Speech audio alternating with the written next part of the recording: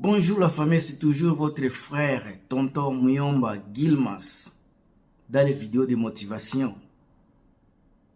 Est-ce vrai que l'immigration canadienne devient compliquée? Les gens ont commencé à parler sur les réseaux sociaux depuis que le gouvernement commence à parler d'immigration, soit disant qu'il y a beaucoup de personnes qui viennent, il n'y a pas de logement, le gouvernement n'était pas bien préparé pour accueillir les personnes. Toutes ces choses-là, mais je vais vous parler les détails, des choses qu'on ne vous dit pas sur les réseaux sociaux.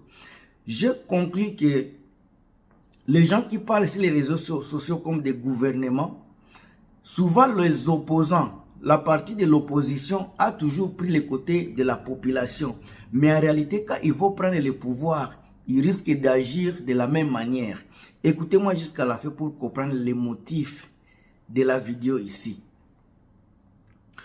En 2024, l'année où on est, le gouvernement canadien a déclaré qu'il va amener 485 000 immigrants. 485 000 immigrants.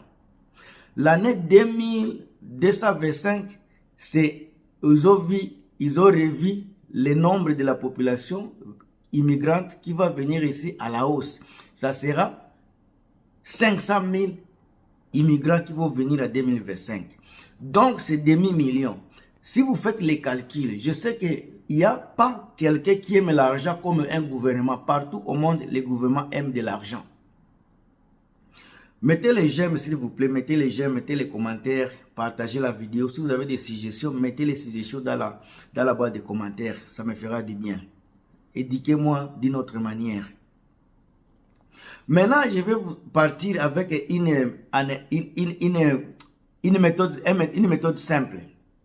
Pour venir au Canada par personne, les immigrants pour venir au Canada par personne, ici je ne parle pas des étudiants internationaux, non, seulement immigrants par personne. Moyenne d'argent qu'ils dépassent, c'est 15 500 $. 15 500 $ canadiens. Si c'est un couple, le montant est revu à 21 000 $. La famille avec les enfants, ça joue entre 25 000 et 30 000.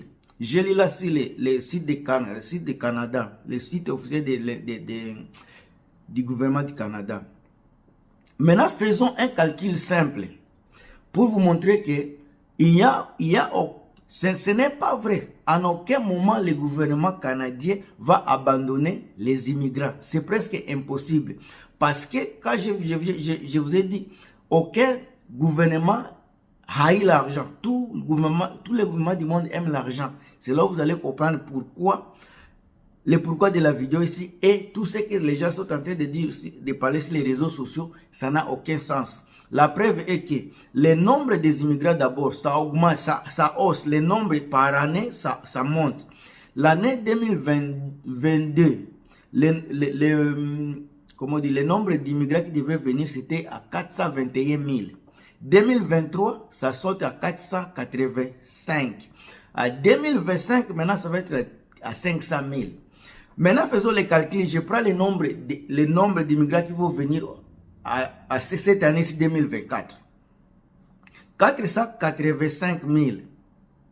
Donc, si vous multipliez maintenant par le prix que les gens payent à 15 500, cela va vous donner un montant total de 7 517 500 000 $. Maintenant, dites-moi, si la même année, par exemple, l'année 2024, si j'ai fait une autre vidéo pour vous dire que l'année 2024, le gouvernement canadien va octroyer les visas aux étudiants internationaux au nombre de 360 000. C'est sur les réseaux sociaux. Ce n'est pas moi, ce ne sont pas les nombres montés, ce sont les vrais nombres. 360 000 qui vont venir ici. 360 000 étudiants qui vont venir au Canada. Maintenant, d'abord, ça c'est une baisse de 35%. Avant, ils étaient à peu près 400 000. Maintenant, c'est 360 000. L'année 2024, ici, ils seront à 360 000. Maintenant, faites les calculs. comme leur dépasse, leur frais de substance, avant pour les étudiants internationaux, c'était 10 000 $. Maintenant, c'est haussé depuis le 9 décembre, je pense, c'est monté à 20 000 $. Les frais de substance, ce sont les frais qu'ils vont dépasser ici à l'intérieur du pays. Leur dépasse annuelle, c'est 20 000 $, sans mettre les frais scolaires. Seulement 20 000 $. Si vous mettez maintenant ces 360 000 étudiants, vous multipliez par 20 000 $ qui vont dépasser annuellement, ça va vous donner 7 milliards 200 000 et 7 milliards 200 millions de dollars. Maintenant, si vous additionnez les nombres déjà qui vont venir, les 485 000 immigrants, vous augmentez 360 000 étudiants. Les montants que je vous ai donné de 7 milliards 517 500 000 $, oh non, pardon, 7 milliards 517 millions 500 000, si vous l'ajoutez à 7 milliards 200 millions, le montant va vous donner 14 milliards 717 millions 500 000 $. Ça, c'est un coût annuel que les gens vont dépasser. Ici, il y a 485 immigrants qui vont payer par personne. Je parle évidemment par personne. Si c'est par couple, ça va être 21 000. Là, ça descend. Si c'est une famille avec les enfants, c'est 25 000 à 30 000. Je prends seulement la moyenne d'une personne qu'on donne à 15 000. Si vous donnez 15 000, vous multipliez 15 000 par 485, ça va vous donner un montant de 7 milliards 517 millions 500 000. Si vous mettez les deux montants ensemble, ça vous donne 14 milliards 717 millions 500 000. Mes chers amis, vous qui écoutez la vidéo ici, est-ce que le gouvernement va abandonner, va jeter 14 milliards comme ça dans l'eau, juste parce que les gens parlaient? Le gouvernement peut prendre cet argent ici, utiliser ça pour construire les maisons aux gens qui n'ont pas de maison. L'immigration peut utiliser cet argent pour d'autres faits divers.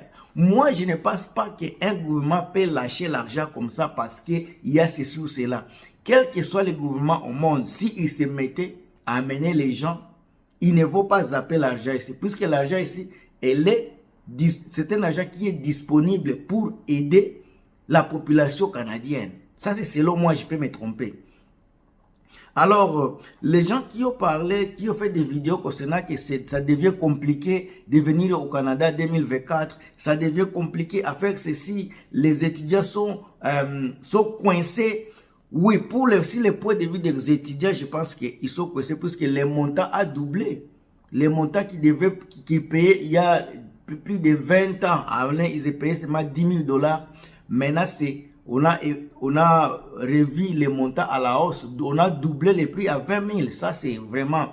Mais pour les étudiants, c'est eux qui sont dans les problèmes. Mais les gouvernements, c'est toujours un business. Puisque les gens, quand ils ont des gens... Ça, ce sont 360 personnes, 360 000 déjà qui vont venir. Ce n'est pas ceux qui commencent à appliquer. Ce sont les gens qui sont déjà programmés pour venir ici. Donc, ils ont l'argent. Ils ont l'argent. À part les étudiants, quand je dis, l'argent qu'ils vont également payer pour les frais scolaires, si on paie moyennement de 20 000, c'est toujours l'argent qui sera qui va servir dans l'économie interne du Canada. Ça, c'est un coût que les gens ignorent. On peut faire les vidéos, dire que ça devient compliqué, mais ce qu'on ne vous dit pas, les montants, la façon dont ils reçoivent les montants, les coûts qui est élevé, malgré les coûts élevés, malgré les coûts de la vie élevés également, mais le Canada reste toujours un pays qui attire, un pays mystérieux, un pays qui a toujours donné, qui a déjà fait qui donne de la curiosité, un pays d'opportunité. Tout le monde veut venir, tout le monde veut venir voir. Donc, je ne pense pas que le Canada va arrêter les problèmes d'immigration. C'est presque impossible. Le Canada va continuer. Parce que l'année prochaine, il y aura plus de 485. Ils seront à 500 000.